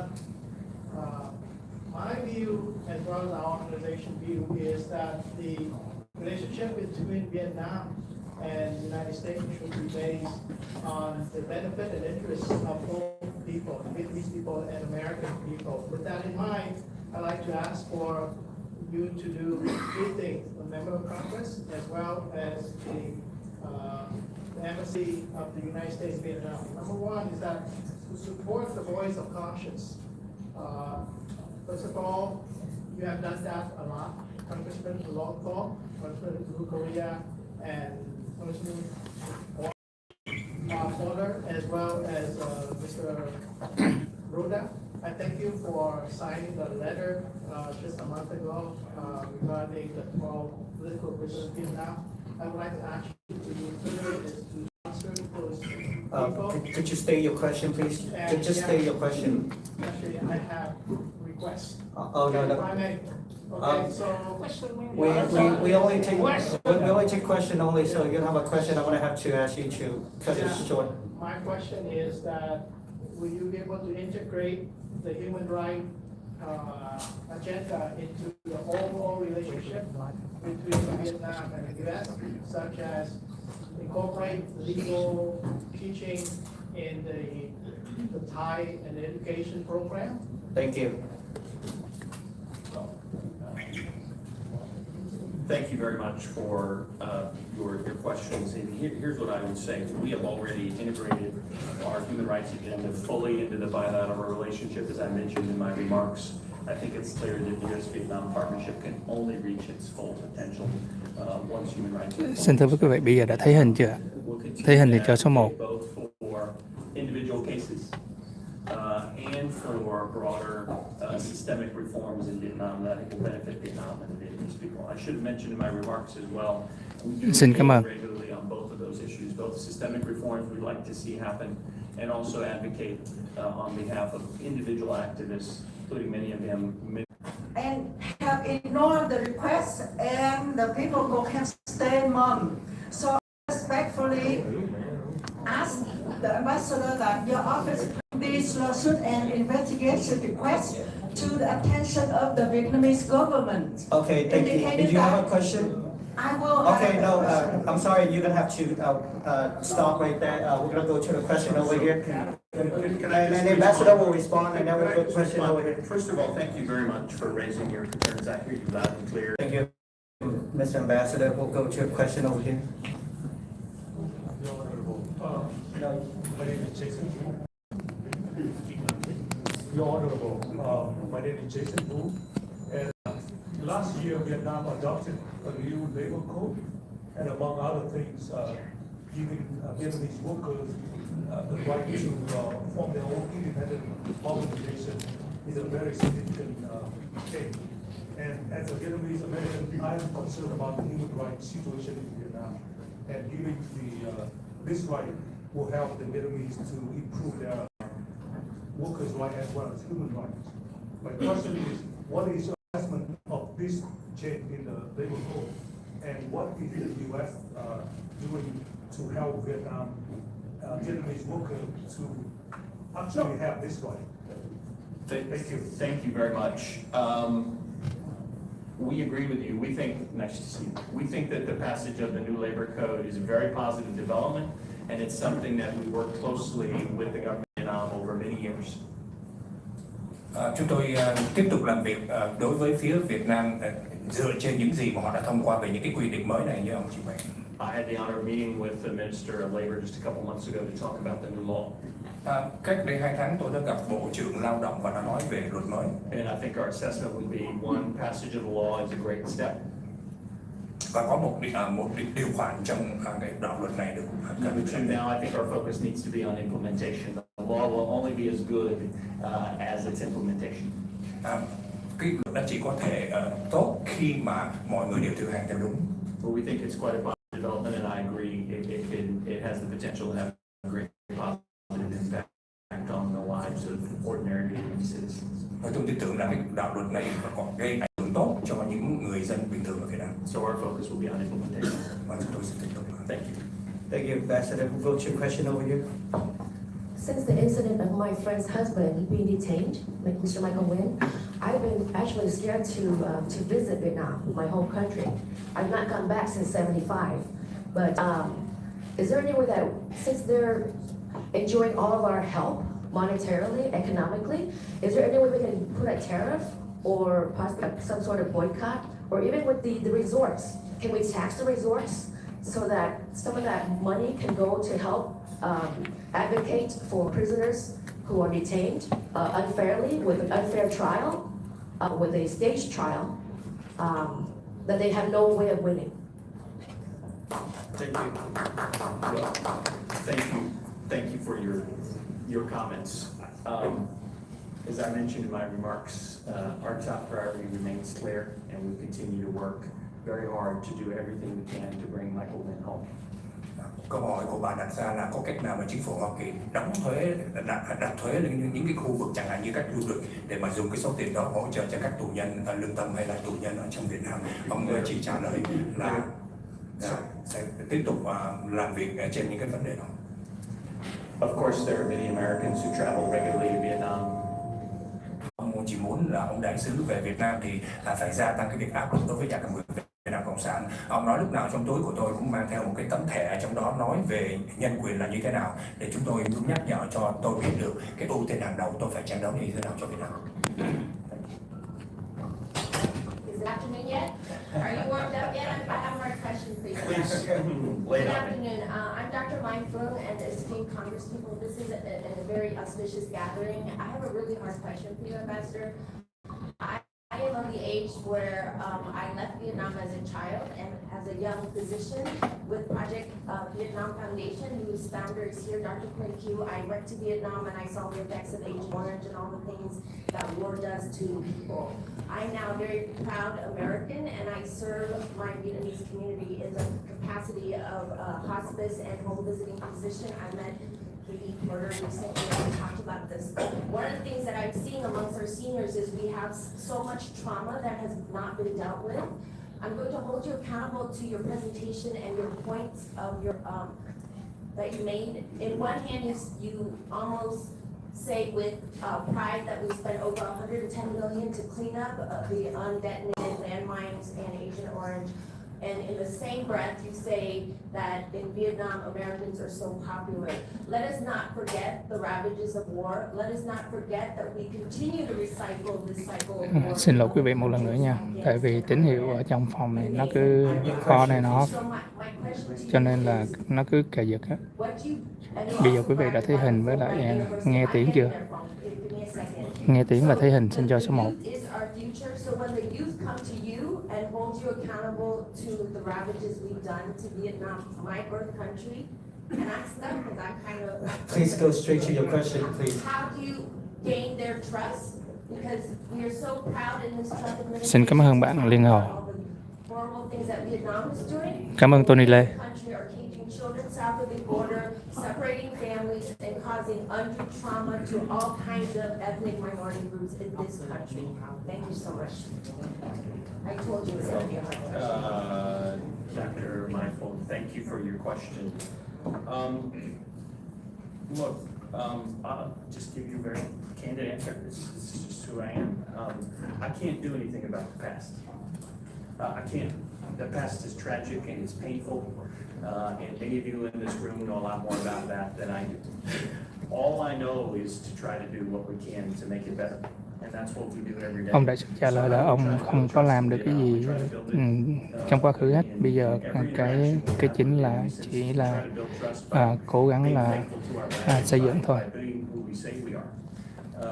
Our government has made a commitment to try to overcome and to heal some of the wounds of war in Vietnam through the projects that I mentioned. Chính quyền Mỹ cố gắng là hàn gắn những vết thương ở bên Việt Nam. Probably more than anything we've done over the last several decades has done more to build trust in Vietnam than anything else.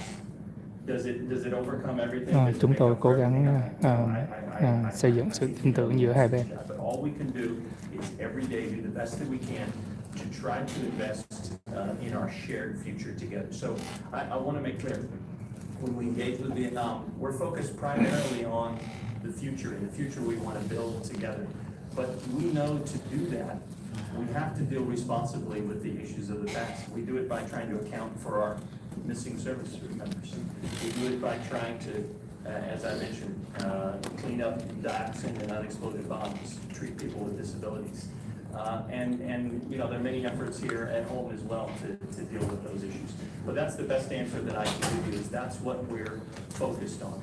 I know that we've made progress.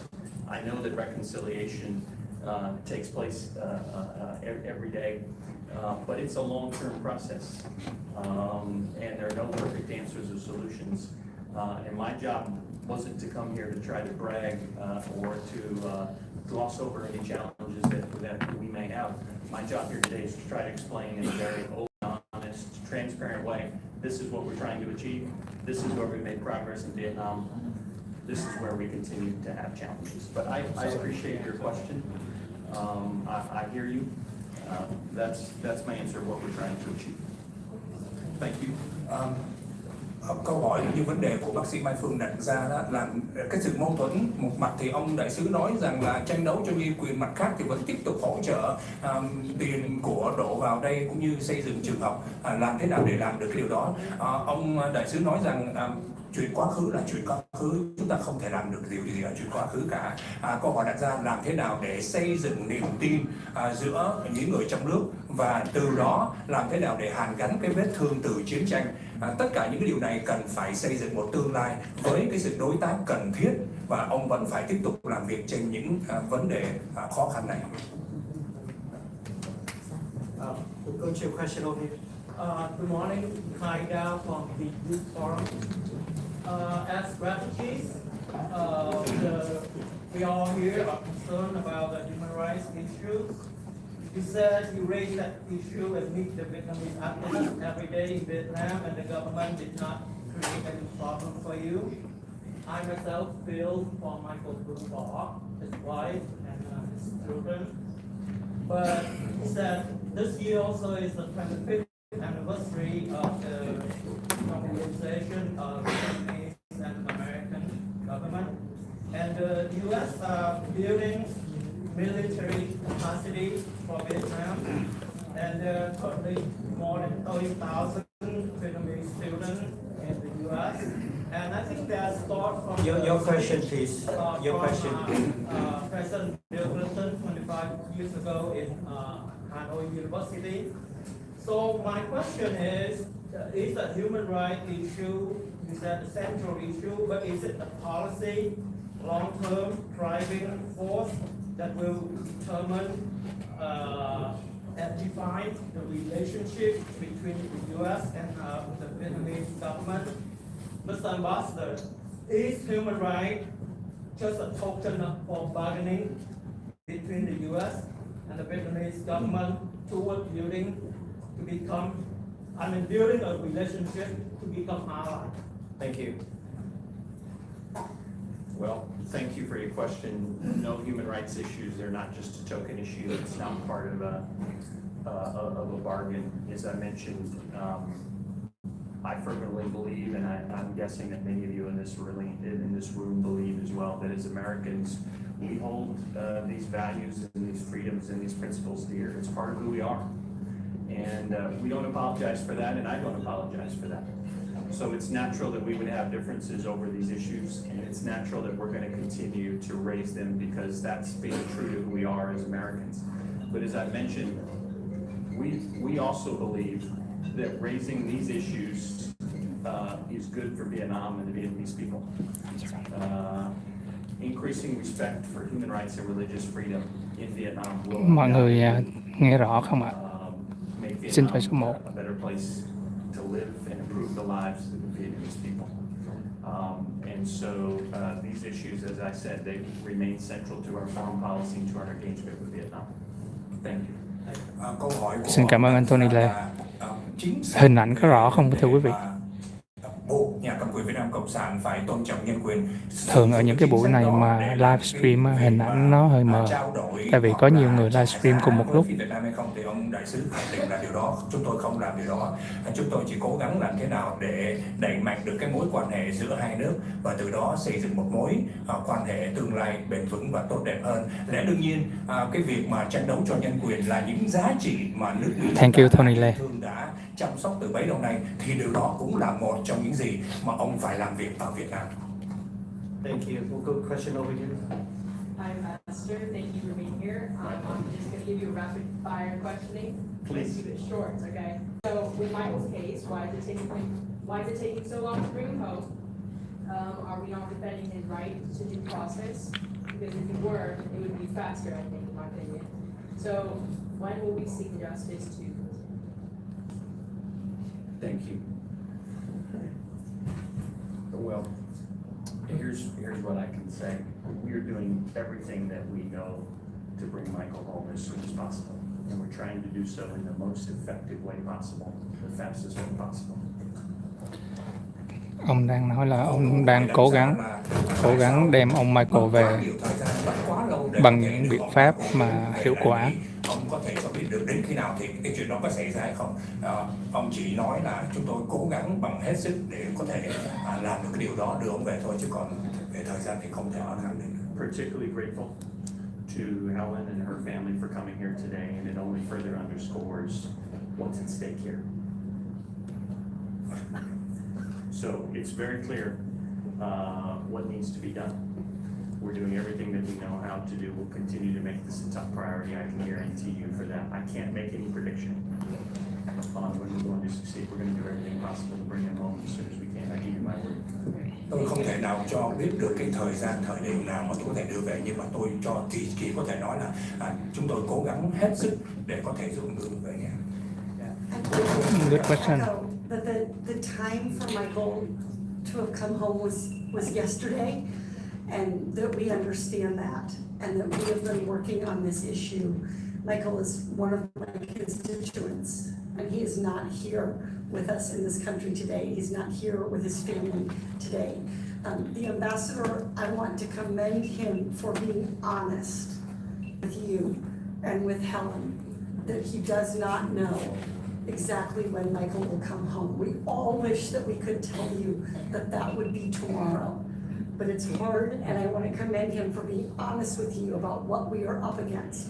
But your voices, raising Michael's case, coming together as a community, talking to the press, and making your voices heard, the ambassador has emphasized how important and helpful that is.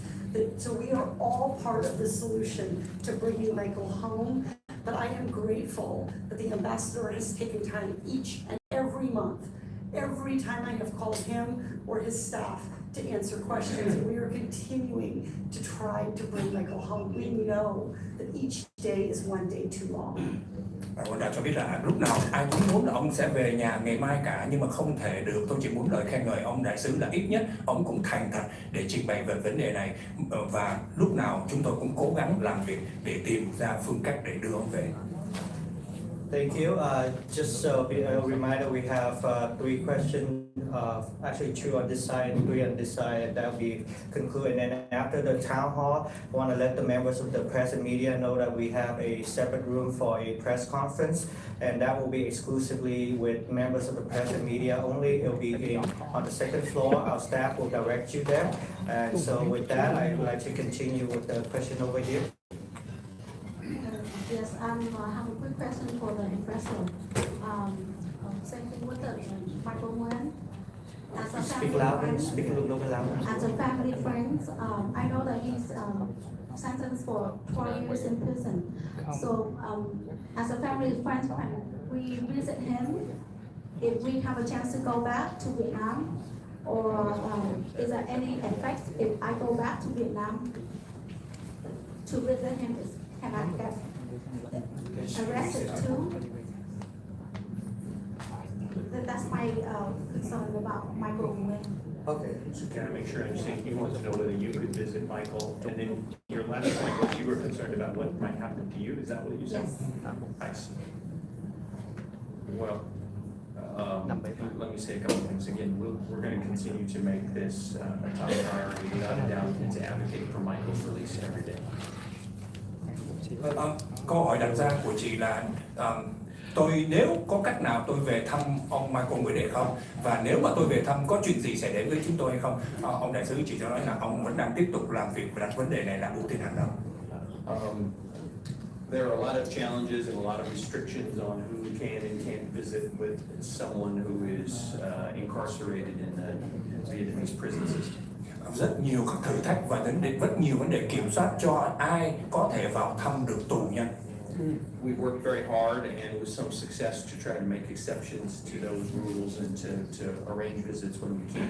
Tôi chỉ cố gắng làm việc làm nào để có một cái sự biệt lệ đối với những cái quy định khắt khe đó mà thôi. And I guess all I could say on this spot is I think what I want to do is coordinate very closely with the family and with their representatives to make requests about visits, just to make sure that if we're going to request a visit, right, that we, based on the assumption that arranging such visits will be challenging, that we would prioritize the visits that we want to have. That's what I mean. And so we'll stay in close touch with the family on that, and I would encourage you to do the same. That would be my reaction on the spot.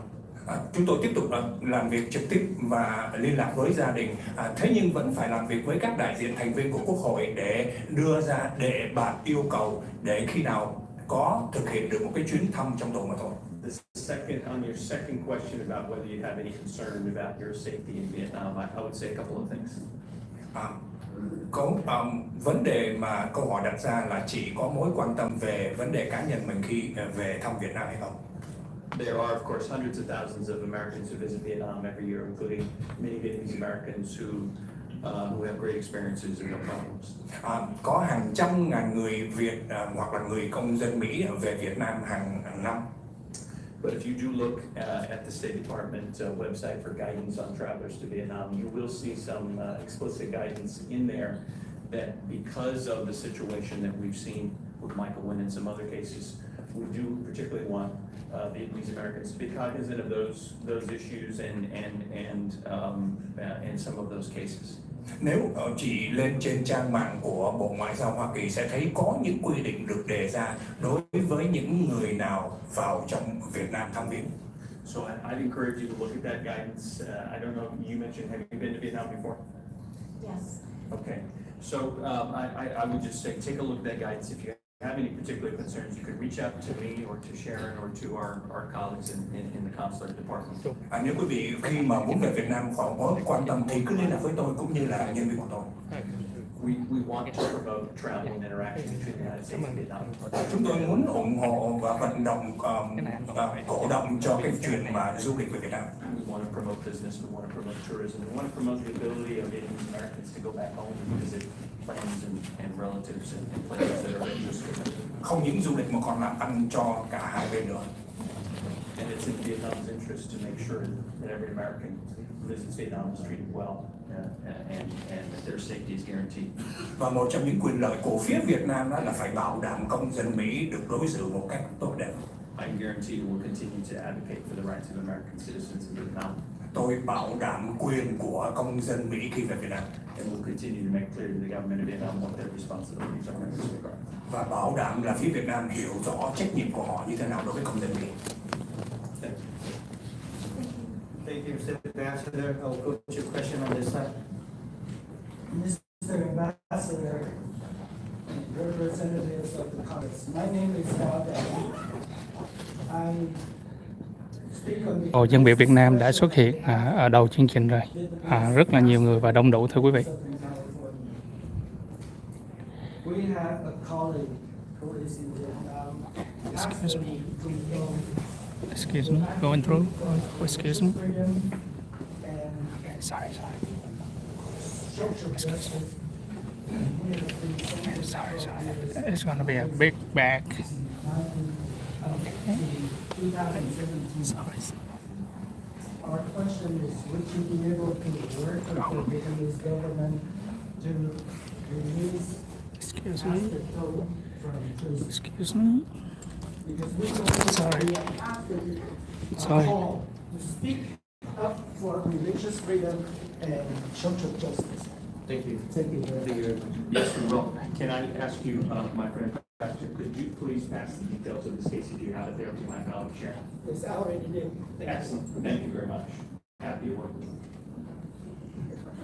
Chúng tôi chỉ muốn lên tiếng dùng cho các vị mục sư trong giáo hội tin này, đặc biệt là mục sư Nguyễn Trung Tôn bị tù từ 2017 chỉ vì mục tiêu là chiến đấu cho tự do tín ngưỡng mà thôi.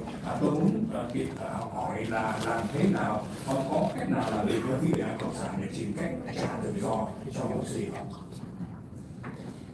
Ông chỉ cho biết là ông hãy đưa cái trình bày đưa vào đối với cho nhân viên. Thank you. I'll go to your question on this side.